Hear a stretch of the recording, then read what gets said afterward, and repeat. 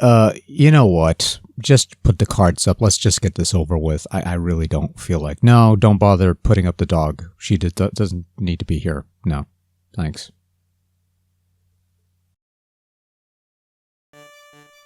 So once upon a time, there was a game called Flappy Bird, where you tapped on your phone thing to bounce a little bird shit between an endless parade of Super Mario-esque warp pipes and try not to crash. It was totally brain-dead fodder that caused a ruckus of some sort. People were losing their minds for some reason over this thing, but at the end of the day, the most you could say about Flappy Birds is that it's a free mobile game that got a bit of notoriety on the side. So like any concept, there are video game conversions, though unlike Flappy Bird, which is again a free product, these conversions would be sold as individual games or sometimes as part of a larger package.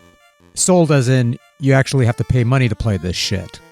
We've sampled a couple of these in the past. Creepy Bird on Super Nintendo, Vecchi Bird on the almighty Vectrex.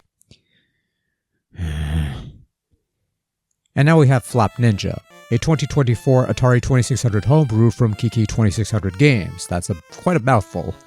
This is available as a purchasable ROM that you can play in your Stella emulators or your Harmony carts or whatever, though the fellow has other 2600 ROMs that you could sample for free that are actually quite fun to play, and I would pay money for those games.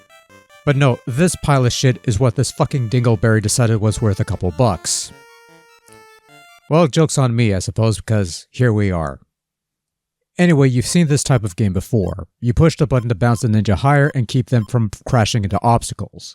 I say them because the left difficulty switch can toggle between a blue male ninja or a purple female ninja. Both play exactly the same, but some people I suppose would appreciate that option. And I say obstacles because unlike other Flappy things where you're just dodging endless pipes, Flap Ninja at least tries to be different by offering different obstacles for you to dodge, such as opposing ninjas shooting stars, moving pipes, and bouncing katanas.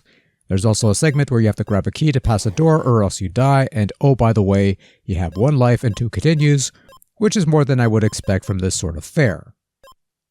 Anyway, putting aside my disdain for this sort of thing, I could at least acknowledge that Flap Ninja is well put together. I mean, the one control works fine, the collision detection is fairly solid for what little you do here, it's nice to see some variation in obstacles, and I could at least say that this is a more enjoyable take on the crappy Flappy Bird concept than most I've played. Hey, I don't care for the idea, but I'll give credit where it's due. After all, I need some justification for the couple bucks I spent on the bloody ROM. Sound-wise, it's 1 bleep for the jumps, 1 fart noise for the crashes, and a couple whips. If there's any musical jingles, I probably didn't get far enough to actually hear them. Graphically, Flap Ninja looks pretty good for relatively simple fare, producing some more advanced sprite work than typically associated with Atari 2600, which I believe was done through some bank switching methods if I recall correctly, but yeah, it looks pretty enough, not much else to say there. But yeah, it's Flap Ninja on Atari 2600, a ninja take on Flappy Bird, which I guess makes it unique enough that it avoids the obligatory poop ribbon that I would award this sort of game. But Kiki also offers a free ninja game that's more fun to play. I would suggest playing that instead. Or if you really love your Flappy Bird, just stick with the mobile version.